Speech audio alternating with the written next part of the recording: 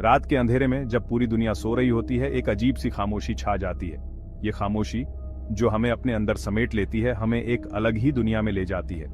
हम डर की कहानियों में खो जाते हैं। ये कहानियां जो हमें एक अलग ही रोमांच का अनुभव कराती हैं, हमें एक ऐसी दुनिया में ले जाती है जहां हर कोने में एक नया रहस्य छुपा होता है। दिल जोर से धड़कने लगता है। हर छोटी सी आहट, हर परछाई हमें चौकन्ना कर देती है। हम अपने दिल की धड़कन को महसूस करते हैं जो हर पल तेज होती जाती है। रोंगटे खड़े हो जाते हैं। ये एक ऐसा अनुभव है जो हमें जीवित होने का एहसास दिलाता है। ये डर जो हमें अंदर तक हिला देता है, हमें एक अनोखी ऊर्जा से भर देता है। लेकिन हम सुनते रहते हैं, पढ़ाते रहते हैं, क्योंकि डर हमें अपनी तरफ खींचता है। आखिर क्यों? क्या यह हमारी जिज्ञासा है या फिर कुछ और? क्यों हम उन कहानियों का मजा लेते हैं जो हमें डराती हैं? शायद यह हमारे अंदर की जिज्ञासा है जो हमें अज्ञात की ओर खींचती है। शायद ये जानने की जिज्ञासा है कि अंधेरे में क्या छुपा है। अंधेरा जो अपने आप में एक रहस्य है, हमें अपनी ओर आकर्षित करता है। शायद ये हमारे अंदर के डर का सामना करने का एक तरीका है। यह डर जो हमें कमजोर बनाता है, हमें अपनी ताकत का एहसास भी कराता है।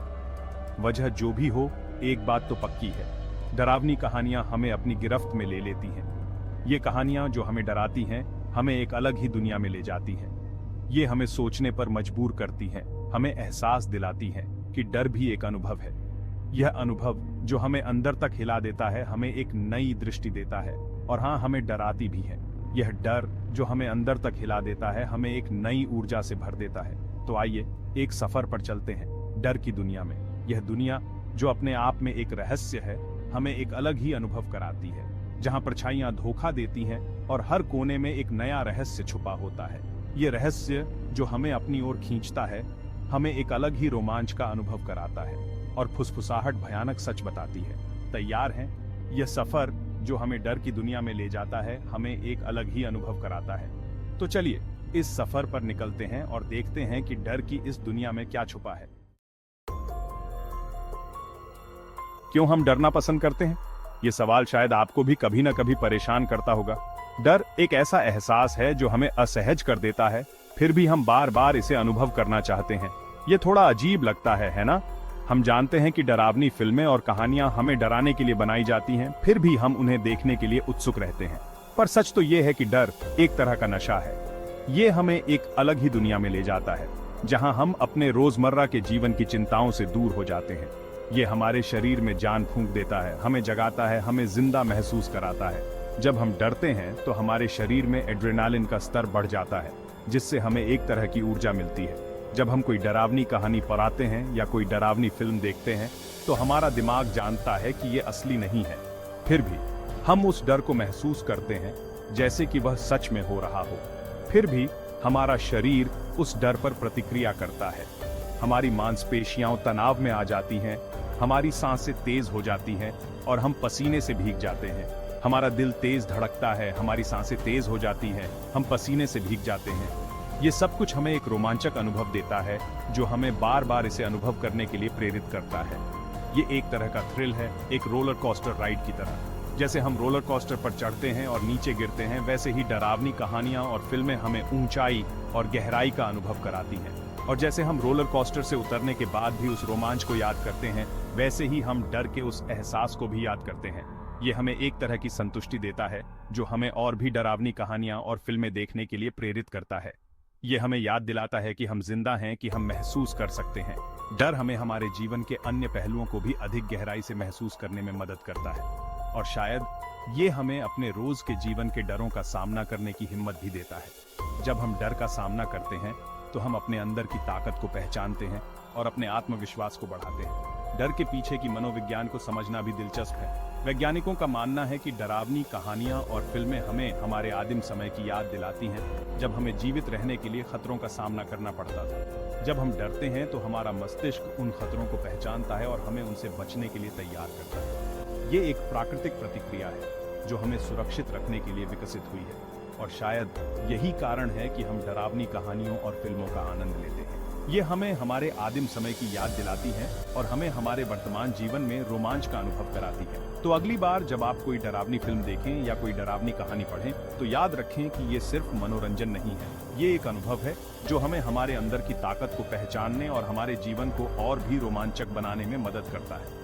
डर हमें सिखाता है कि हम कितने मजबूत हैं और हमें हमारे जीवन के हर पहलू में और भी साहसी बनने के लिए प्रेरित करता है। इसलिए डर को गले लगाइए और अपने जीवन को और भी रोमांचक बनाइए। शहर के बाहर एक वीरान अस्पताल था। लोग कहते थे कि वहां एक डॉक्टर रहता था जो मरीजों पर खतरनाक प्रयोग करता था। एक रात दोस्तों का एक ग्रुप उस अस्पताल में गया। वे डरना चाहते थे, रोमांच चाहते थे। अंदर जाते ही उन्हें सन्नाटा मिला। टूटी हुई खिड़कियों से हवा अंदर आ रही थी और धूल से भरे फर्श पर चूहों की आवाजें आ रही थीं। अचानक उन्हें एक चीख सुनाई दी। वे डर गए और भागने लगे। एक कमरे से गुजरते हुए उन्होंने एक परछाई देखी। परछाई एक आदमी की तरह लग रही थी जो एक मेज पर झुका हुआ था। उसके हाथ खून से सने हुए थे। दोस्तों ने चिल्लाते हुए भागना शुरू कर दिया। वे भागते रहे जब तक वे अस्पताल से बाहर नहीं निकल गए। अंजलि अकेली रहती थी। एक रात वो सोने की कोशिश कर रही थी कि तभी उसे अपने कमरे से फुसफुसाहट की आवाजें सुनाई देने लगीं। उसने ध्यान नहीं दिया, सोचा शायद हवा चल रही होगी, लेकिन फुसफुसाहट तेज होती गई और अब ये साफ सुनाई दे रहा था कि कोई उसका नाम पुकार रहा है। अंजलि, अंजलि, आवाजें उसके कानों में गूंज रही थीं। डर के मारे अंजलि कांप रही थी। उसने अपनी आंखें कसकर बंद कर लीं और कंबल अपने ऊपर खींच लिया। अचानक कमरे का दरवाजा खुल गया और ठंडी हवा अंदर आने लगी। अंजलि ने हिम्मत करके अपनी आंखें खोली। कमरा खाली था, लेकिन फुसफुसाहट अभी भी सुनाई दे रही थी और अब ये और भी करीब थी। अंजलि, हम यहां हैं। एक अंधेरी रात को, जब आसमान में बादल छाए हुए थे और चांद आधा छिपा हुआ था, राहुल अपनी कार से घर जा रहा था। वह एक लंबी और थकान भरी दिन के बाद घर लौट रहा था। रास्ता सुनसान था और चारों ओर सन्नाटा पसरा हुआ था। तभी उसने सड़क किनारे एक लड़की को खड़े देखा। वह अकेली और असहाय सी लग रही थी। लड़की ने हाथ उठाकर लिफ्ट मांगी। उसकी आंखों में एक अजीब सी चमक थी जो राहुल को आकर्षित कर रही थी। राहुल ने सोचा, इतनी रात को ये लड़की यहाँ अकेली क्या कर रही है? क्या उसे किसी मदद की जरूरत है? उसके मन में कई सवाल उठने लगे। फिर भी उसने उसे अपनी कार में बिठा लिया। उसने दरवाजा खोला और लड़की को अंदर आने का इशारा किया। लड़की ने उसे अपना नाम बताया, रिया। उसकी आवाज में एक मिठास थी जो राहुल को भा गई।